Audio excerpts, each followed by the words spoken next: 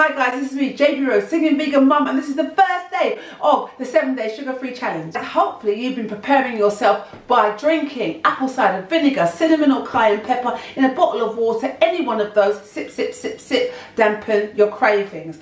A lot of the time we feel that we must reward ourselves with sugar because sugar is addictive. Here are 3 tips. Number 1, if you're hungry, eat. Don't starve yourself, but if you're going to have rice, pasta, bread, have the whole wheat option because it will release sugar into your body slowly and it's much more healthier. Number 2, if you're still having sugar pangs, have a hot shower. Really, I mean it, have a hot shower. You'll come out all days and then again you'll be thinking of something else. If you have a brisk walk or go for a run, then it will release those endorphins and those happy feelings. No processed foods, guys. While we're doing this, we want to be healthy, we want to feel good, and we want to look good. We're going to be good. Let's do this, guys.